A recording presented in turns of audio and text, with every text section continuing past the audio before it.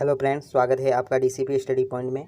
इस वीडियो में हम पढ़ने वाले हैं OOPs concept in C plus plus and Java, यानी OOPs object oriented programming language के जो कॉन्सेप्ट हैं उनको जो कंप्यूटर अनुदेशक भर्ती के लिए मोस्ट इंपॉर्टेंट हैं, और ये सभी क्लास नोट्स हैं, मोस्ट इंपॉर्टेंट है। इसमें एक्स्ट्रा फालतू कोई चीज़ नहीं है, एग्जाम ओरिएंटेड और क्वेश्चन बनते हैं वैसे ही टॉपिक हैं। तो शुरू करते हैं। अगर आपने अभी तक हमारे चैनल को शेयर एंड सब्सक्राइब नहीं किया तो ज़रूर कर दें। तो शुरू करते हैं। उप्स कॉन्सेप्ट होता क्या है? उप्स कॉन्सेप्ट पहले समझते हैं। उप्स कॉन्सेप्ट की डेफिनेशन। तो यह प्रोग्राम लिखने का एक ऐसा पैराडिज्म यानी आदर्श होता है जो क्लास और ऑब्जेक्ट के मेथड को इंक्लूड करता है। ठीक है, यह प्रोग्राम लिखने का एक ऐसा मॉडल होता है जहाँ पर प्रोग्राम को क्लास और ऑब्जेक्ट के साथ लिखा जाता है। ठीक है, यह बेसिक जानकारी। एग्ज़ाम की दृष्टि से पॉइंट, उप्स के कॉन्सेप्ट को एलन के द्वारा 1966-67 में डेवलप किया गया। किसके द्वारा डेवलप किया गया? एलन के द्वारा। उप्स कॉन्सेप्ट को उपयोग में लेने वाली प्रथम लैंग्वेज कौन सी है? सिमुला। ध्यान रखना, एग्जाम की दृष्टि से इम्पोर्टेंट है। आगे, उप्स एक ऐसा प्रोग्रामिंग कॉन्सेप्ट होता है जो inheritance, polymorphism, data abstraction and encapsulation के सिद्धांत पर कार्य करता है। आगे देखते हैं हम फीचर ऑफ उप्स, यानी कि उप्स कॉन्सेप्ट के कौन कौन से महत्वपूर्ण इम्पोर्टेंट फीचर्स होते हैं। पहला फीचर है इसके अंतर्गत क्लास एंड ऑब्जेक्ट, दूसरा है इनकैप्सुलेशन, तीसरा है पॉलीमॉर्फिज्म, चौथा एब्स्ट्रैक्शन, पांचवा इनहेरिटेंस, छठा सिक्योरिटी, सातवां इम्पोर्टेंट रीयूजेबिलिटी, आठवां comments, function overloading, operator overloading, file exception और एक्सेप्शन हैंडलिंग, और एक है कंस्ट्रक्टर और डिकंस्ट्रक्टर। आगे समझते हैं एडवांटेज ऑफ उप्स कॉन्सेप्ट। पहले उप्स की फुल फॉर्म क्या है? Object oriented programming. एडवांटेज क्या है इसके?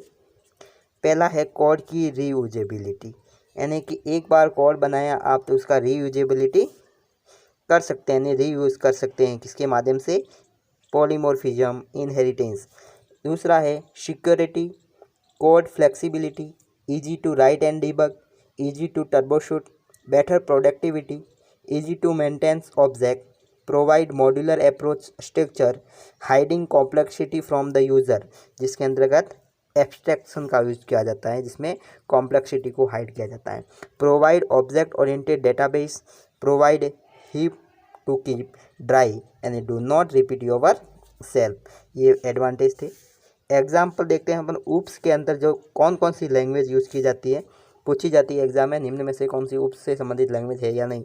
तो जावा उप्स पे आधारित है, C plus plus, C hash जिसे सी शार्प बोलते हैं, Perl, Python, PHP, VB.NET, JavaScript, Ruby, Object Pascal, Swift, Smalltalk, Kotlin, Scala, Delphi, Lisp, effect, Lua, Self, Golang, Groovy, ये सम लैंग्वेजेस हैं उप्स आधारित।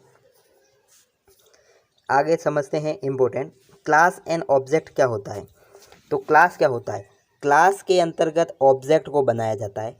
क्लास, जैसे क्लास एक template होता है। जैसे आपने कोई माना कि आपने कोई टेबल बनाई, माना कि स्टूडेंट का डाटा है, आपने स्टूडेंट की क्लास बनाई, इसके अंदर जो भी ऑब्जेक्ट बनेंगे वो सारे स्टूडेंट्स के रिलेटेड ही बनेंगे, ना कि कोई दूसरे ऑब्जेक्ट। जैसे स्टूडेंट है, स्टूडेंट्स में उसके मार्क्स हो गए, उसकी सब्जेक्ट हो गई, उसकी फ़ीस हो गई, ये सारे उसके ऑब्जेक्ट आएंगे। ऐसे नहीं है कि स्टूडेंट की तो आपने क्लास बनाई है और ऑब्जेक्ट आप किसी कार का रख रहे हैं, किसी फल सब्जी का, ऐसा नहीं हो सकता। तो ऑब्जेक्ट क्या होता है? क्लास के ऊपर डिपेंड करते हैं और क्लास से मिलकर बनते हैं। क्लास के आधार पर ऑब्जेक्ट को लिखा जाता है।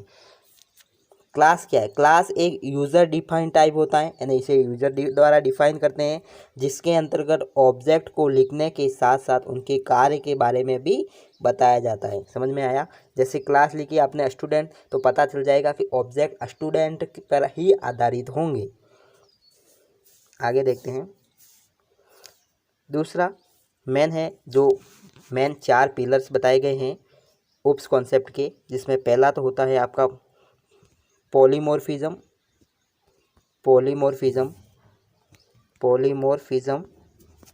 दूसरा होता है इनहेरिटेंस। तीसरा होता है एब्स्ट्रक्शन। चौथा होता है इनकैप्सुलेशन। इन चारों के बारे में पढ़ेंगे। तो पहले पढ़ते हैं अपन इनहेरिटेंस के बारे में। क्या होता है inheritance in oops? Inheritance is a mechanism of object and class, यानी कि यह क्लास और ऑब्जेक्ट को डिस्क्राइब करने का एक तरीका होता है। It is used to define the mechanism for inherits base class object into derived class, यानी कि यह एक ऐसा तरीका होता है जिससे बेस क्लास के ऑब्जेक्ट को डिराइव्ड क्लास द्वारा उपयोग में लिया जाता है। आगे समझते हैं। There are used inheritance. Inheritance का उपयोग कहाँ किया जाता है? A class is a collection of object with है कॉमन प्रॉपर्टीज। एक क्लास एक जैसी प्रॉपर्टीज वाले ऑब्जेक्ट का समूह होती है पहले। दूसरा इसके अंतर्गत आता है एक जो बेस क्लास होती है उसी को सुपर क्लास और पेरेंट क्लास के नाम से जाना जाता है। क्या होते हैं बेस क्लास? एक बेस क्लास मेन क्लास होती है जहाँ पर डिराइव्ड क्लास द्वारा उसकी विशेषताओं को विरासत के रूप में, इनहेरिटेंस का मतलब विरासत के रूप में, जैसे माना कि आपके पापा और आपके पापा के पापा, तो पापा की जो विरासत, आपके पापा के पापा की जो विरासत की वस्तु है जैसे ज़मीन जायदाद है वो किसके पास आएगी? आपके पापा। और आपके पापा के पास में होगी जो आपके पास आएगी विरासत के रूप में ज़मीन जायदाद। तो इसी प्रकार से बेस क्लास की जो प्रॉपर्टीज़ है, जो फंक्शन है, उसको पेरेंट क्लास से डिराइव्ड क्लास होती है जो चाइल्ड क्लास, जैसे आपके पिताजी हैं वो आपके लिए क्या है? Base class. और आप क्या कहलाओगे? डिराइव्ड क्लास, यानी कि पिताजी की प्रॉपर्टी आपके नाम होगी। इस तरह से उदाहरण समझ सकते हैं। जैसे देखिए इनहेरिट में एक पेरेंट क्लास होती है, एक चाइल्ड क्लास होती है, और बेस, सुपर और डिराइव्ड क्लास, जिसमें प्रॉपर्टीज, फीचर, डाटा और मेंबर को डिराइव्ड कर। जैसे ये बेस क्लास और सुपर क्लास हो गई, इसकी ये सारी प्रॉपर्टी किसके पास आएगी? चाइल्ड क्लास के पास। आगे समझते हैं डिराइव्ड क्लास क्या होता है। डिराइव्ड क्लास को आप डिराइव्ड क्लास, चाइल्ड क्लास और सब क्लास भी कह सकते हैं। Derived class is a class that inherit from the base class. यह भी एक क्लास का ही प्रकार होता है जिसे बेस क्लास में से प्राप्त किया जाता है। ठीक है, आगे समझते हैं। यह प्रोग्रामर को ऐसी क्लास बनाने की अनुमति देता है जो पहले से बनी हुई होती हैं। इसमें पहली वाली क्लास के आधार पर ही दूसरी क्लास बनाई जाती है। जैसे एक क्लास बनाई हुई है, कलर चेंज करते हैं अपन। एक क्लास बनाई हुई है आपने, माना कि ये एक क्लास है ए, इसको बोलते हैं बेस क्लास। और इसकी जो प्रॉपर्टी आप इनहेरिट करोगे वो किस में करोगे? क्लास बी में। तो इसकी जो प्रॉपर्टी जो कौन यूज कर रहा है? बी, इसी को कहते हैं इनहेरिटेंस। यह सुपर क्लास में से नई डिराइव क्लास बनाने के लिए यूज में आती है। ठीक है, अगला है, यह एक ऐसा तरीका होता है जिसमें एक ऑब्जेक्ट किसी पेरेंट ऑब्जेक्ट की प्रॉपर्टी और उसके व्यवहार को इनहेरिट करता है। और एक महत्वपूर्ण, यह बेस क्लास की विशेषताओं को डिराइव्ड क्लास तक पहुंचाता है। कौन? इनहेरिटेंस। जैसे एक बेस क्लास है, इसकी जो कैपेबिलिटी है उसको किसमें? डिराइव्ड क्लास को चाइल्ड क्लास और सब क्लास भी कहते हैं। अब देखते हैं, इनहेरिटेंस में एक बेस क्लास, सुपर क्लास और पेरेंट क्लास होती है।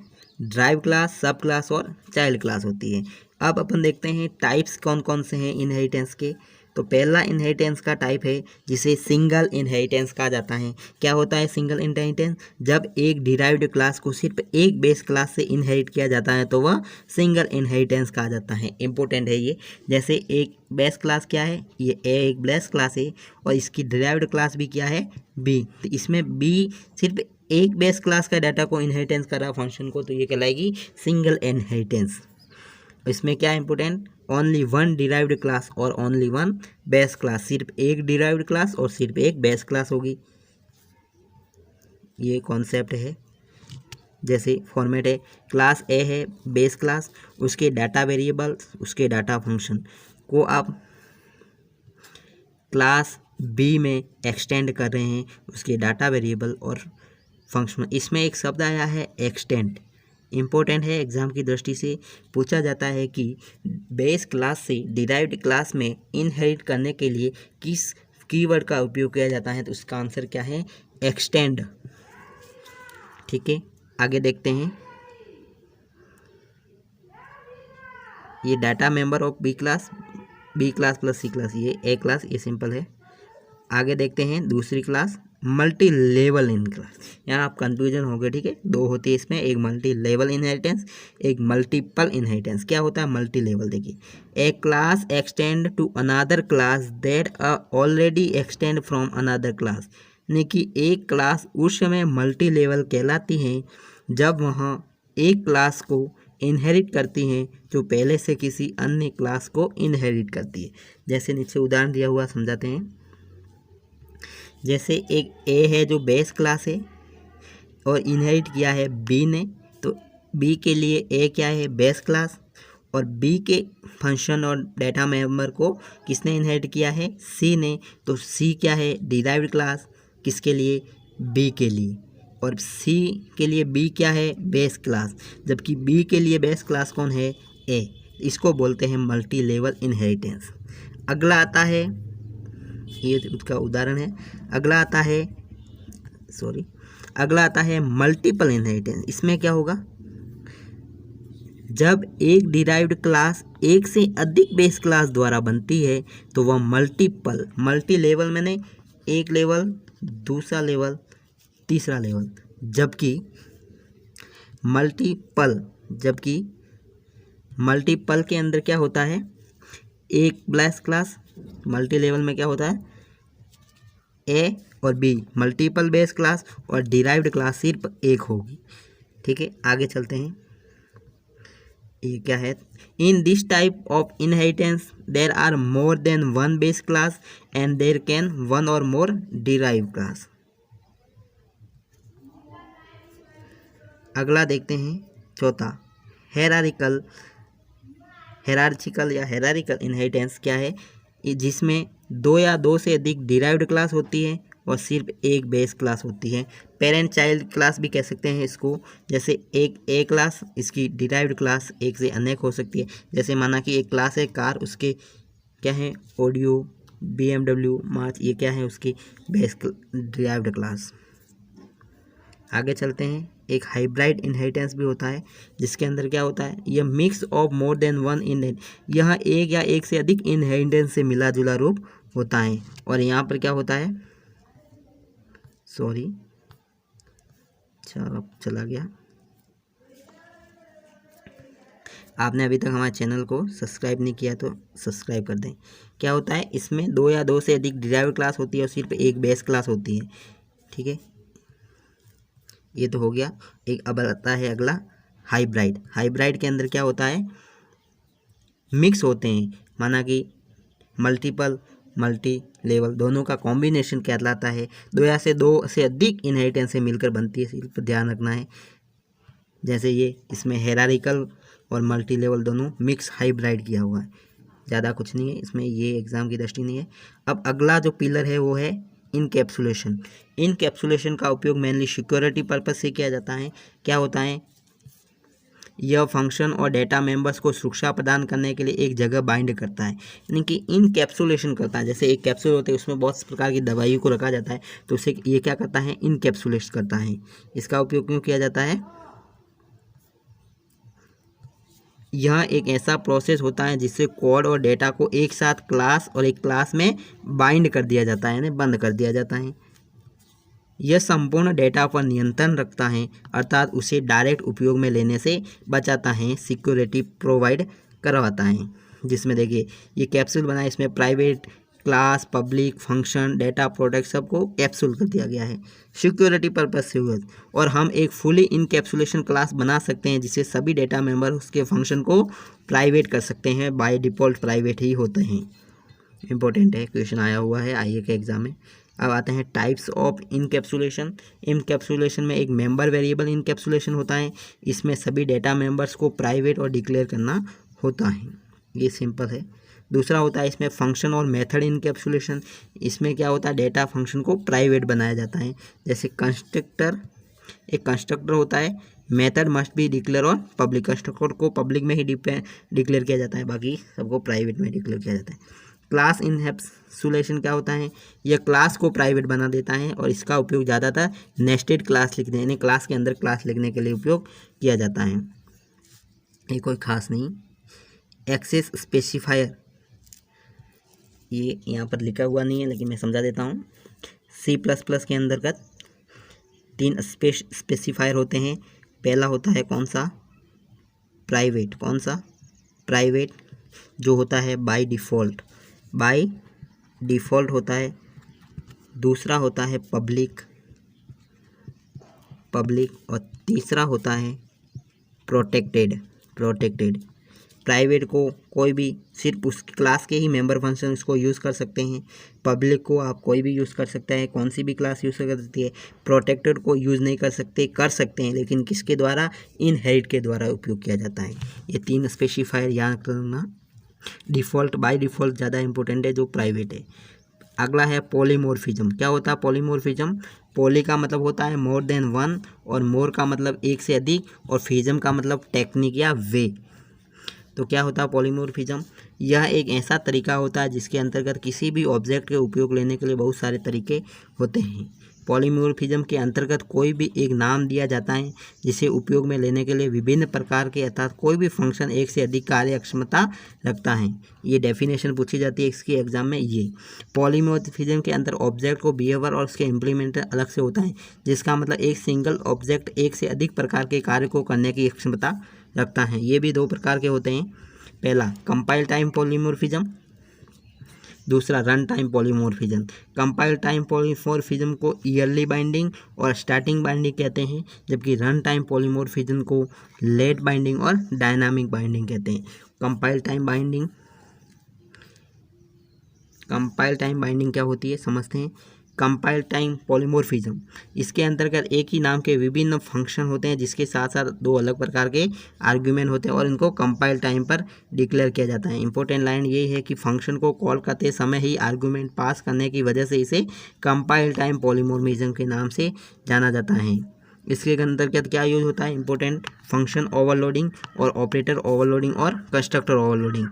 जबकि रन टाइम पॉलीमॉर्फिज्म क्या होता है, रन टाइम पॉलीमॉर्फिज्म को ओवरराइडिंग के नाम से जाता है। इसमें ऑपरेटर ओवरराइडिंग किए जाते हैं, न कि ओवरलोड।